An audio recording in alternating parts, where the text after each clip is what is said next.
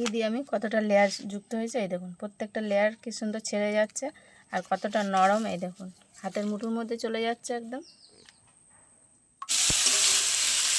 বাটি নিয়ে নিয়েছি, বাটির মধ্যে একটা আমি মিশ্রণ বানিয়ে নেবো। সব ময়দা মাখাটা আমি এমনি ছোটো ছোটো করে ডো বানিয়ে নেবো। লাগিয়ে নিই পুরোটা এরকম ঘুরিয়ে ঘুরিয়ে বেলে নিতে হবে পাতলা করে।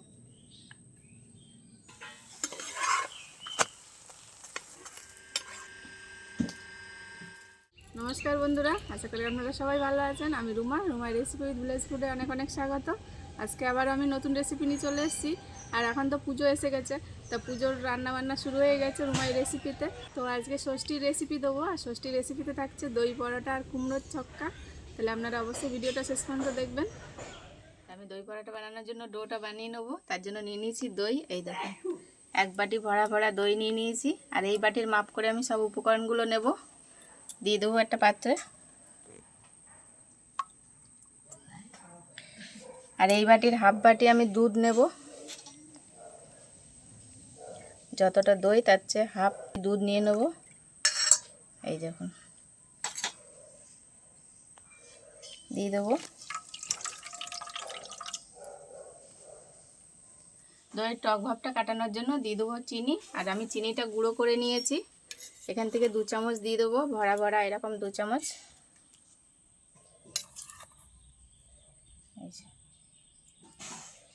আর স্বাদ মতো নুন দিয়ে দেবো। আর দিয়ে দেবো 4 চামচ সাদা তেল। এই উপকরণগুলো সব হাত দিয়েই আমি ভালো করে মেখে নেব, মিশিয়ে নেবো এরমভাবে।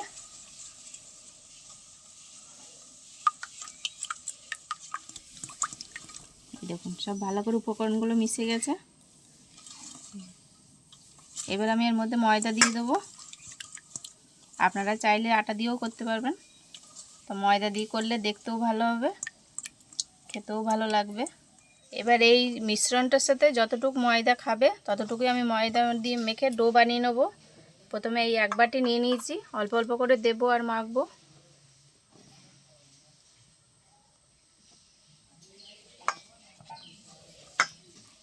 এই যে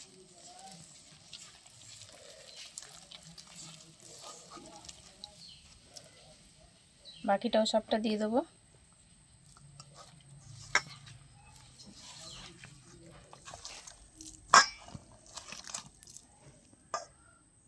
আবারও একটু ময়দা দিয়ে ভালো করে মেখে নেব।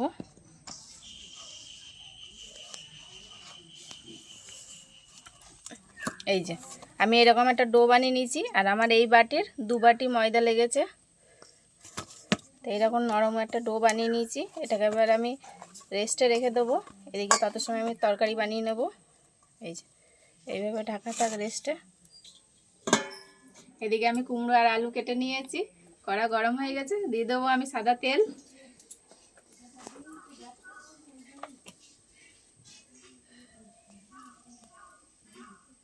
ফোড়নে দিয়ে দেবো 5 ফোড়ন আর শুকনো লঙ্কা, দেবো 2টো তেজপাতা। এবার কেটে রাখা কুমড়ো দিয়ে দেবো।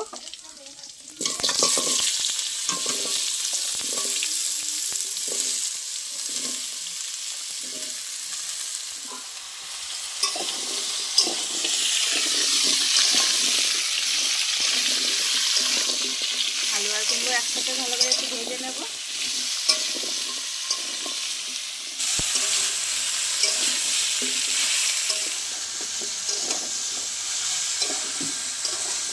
এই দেখুন লাল লাল করে একটু ভেজে নিয়েছি।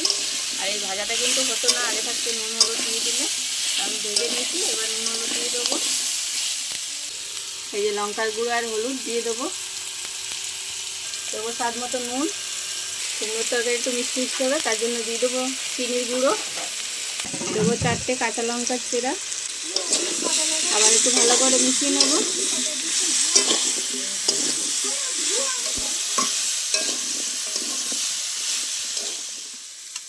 আর আমি এখানে নিয়ে নিয়েছি টক দই, আপনারা চাইলে টমেটোও দিতে পারেন, টক দই দিলেও ভালো লাগবে। দিয়ে দেবো টক দই, এখানে আমার 3 চামচ দই আছে।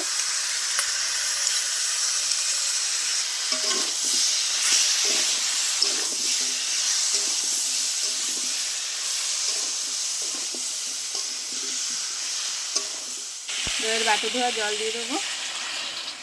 এবার পরিমাণ মতো জল দিয়ে দেবো।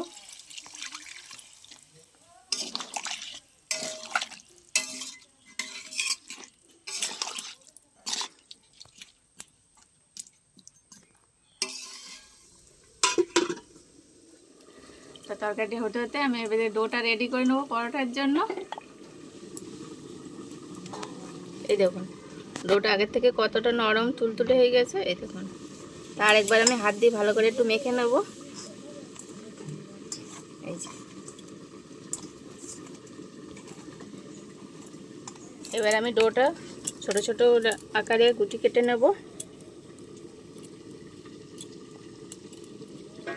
এই যে এরকমভাবে।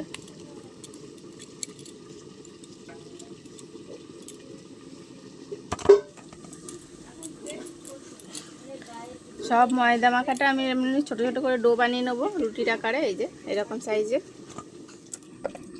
একটা বাটি নিয়ে নিয়েছি, বাটির মধ্যে একটা আমি মিশ্রণ বানিয়ে নেবো। এই যে নিয়ে নেবো কর্নফ্লাওয়ার, আপনারা চাইলে ময়দাও দিয়ে দেবেন যদি কর্নফ্লাওয়ার না থাকে। কর্নফ্লাওয়ার দিয়ে আমি একটা মিশ্রণ বানিয়ে নেবো। দেবো সাদা তেল,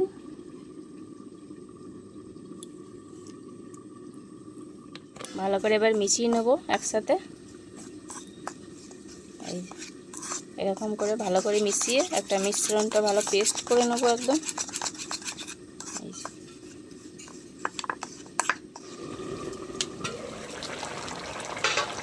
এরকম জলটা অনেকটাই শুকিয়ে গেছে। কুমড়ো আলু ভালো সিদ্ধ হয়ে মিশে গেছে। একটু এমনি খুন্তি দিয়ে একটু ঘেটে দেবো, তাহলে আর একটু ভালো মিশে যাবে। এইভাবে একটুখানি ঘেটে দেবো।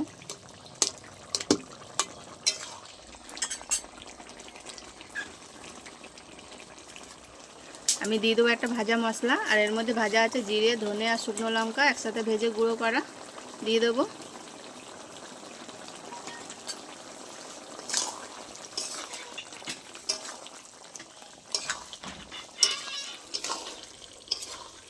কুমড়োর তরকারিটা একদম রেডি হয়ে গেছে। এই দেখুন কত সুন্দর মিশে একদম ঘন্ট হয়ে গেছে। এবার আমি নামিয়ে নেব।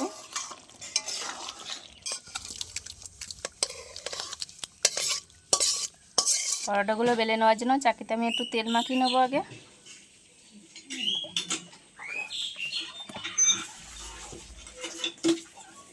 এই যে চারিদিকে একটু করে তেল মাখিয়ে নেবো। বেলানটা তো একটু মাখিয়ে নেবো, তাহলে আর কিন্তু লেগে যাবে না। এরকমভাবে ডোটা নিয়ে বড় করে একটু বেলে নেব।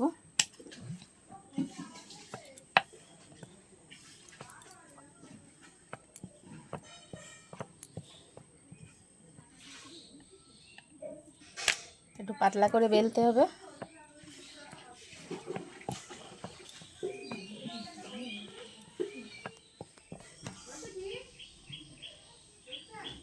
এই যে পুরো চাকি জুড়ে পাতলা করে বেলে নিয়েছি।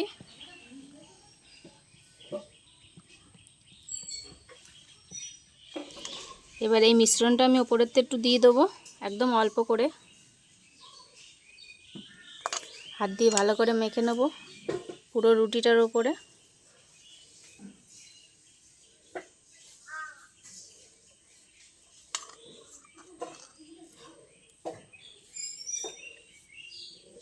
ওইভাবে পুরো রুটির সাথে মাখিয়ে নিয়েছি।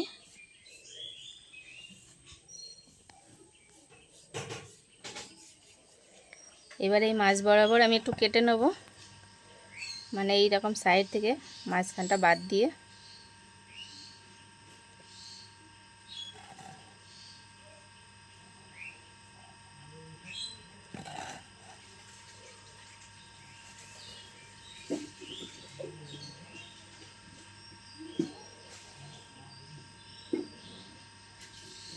এরকমভাবে কেটে নেব। এবারে একটা একটা তুলে মাঝখানে এনে একটা ডো বানিয়ে নেবো। আবার এরকম একটা একটা করে পাপড়ি তুলে একটা গুটি বানিয়ে নেবো, আবার যেরকম আগে ছিল আটার। এই যে এইভাবে দিয়ে দেবো, প্রত্যেকটা একই রকমভাবে দিয়ে দেবো।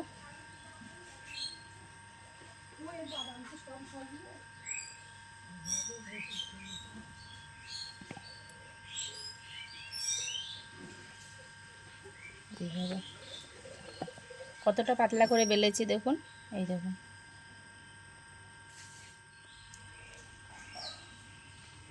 এই যে পুরোটা ভালো করে পাপড়ি সব তুলে দিয়েছি ওপরে। এবার এটাকে আরেকটা ডো বানিয়ে নেবো, মানে এরকম করে একটা গুটি বানিয়ে নেবো। এই যে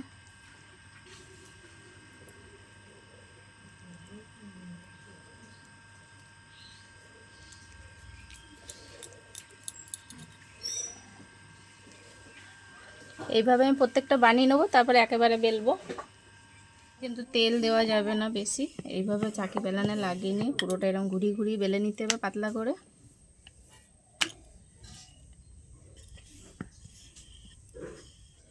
একই রকমভাবে আমি মিশ্রণটা মিশিয়ে নেবো রুটির ওপরে। এই যে চারিদিকে ভালো করে মিশিয়ে নেবো।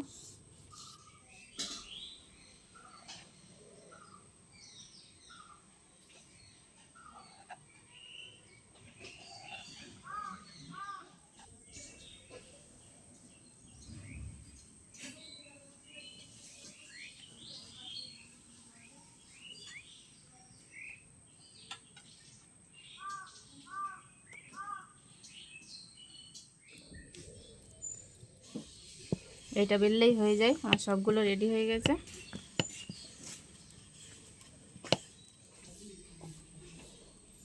মিশ্রণটাও লাগিয়ে নিলাম।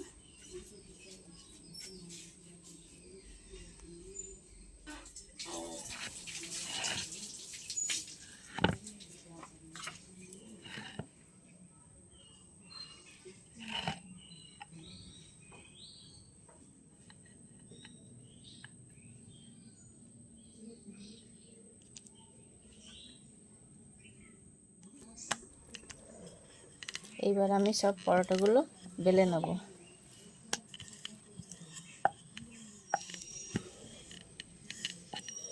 এটা কিন্তু বেশি হালকা করব না, একটু মোটা করে বেলে নেব। উনুন জ্বেলে এদিকে আমি একটা ফ্রাই প্যান বসিয়ে দিয়েছি। এবার একে একে পরোটাগুলো সব ভেজে নেব।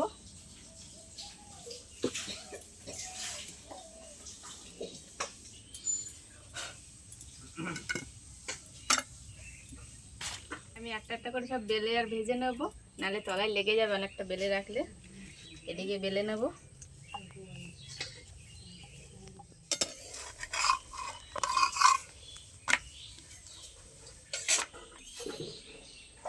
এবার ওপরে তো অল্প করে তেল দিয়ে দেবো।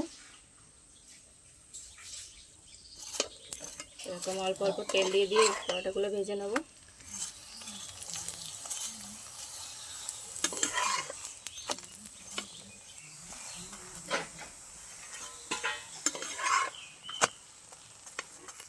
এই যে অল্প অল্প তেল দিয়ে এরকম করে লাল করে ভেজে নেব। আর পুরো পরোটাটা ভালো ফুলে উঠেছে, এই দেখুন।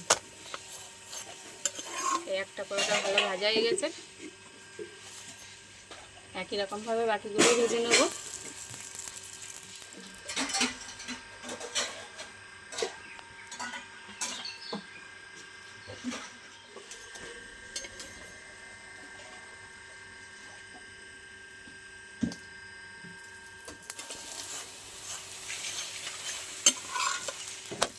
এই যে আর একটা পরোটা আমার এরকম ভাজা হয়ে গেছে, নামিয়ে নেব।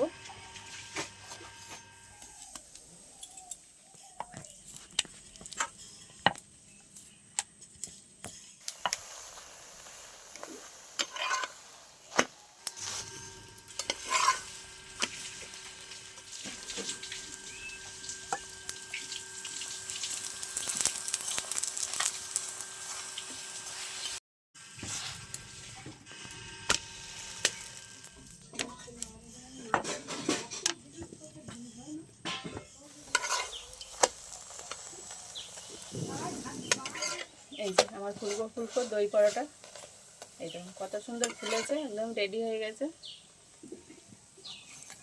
আর এই একটাই লাস্ট, সব পরোটাগুলো ভাজা হয়ে গেছে। এই যে সব পরোটাগুলো আমার কি সুন্দর ভাজা হয়ে গেছে।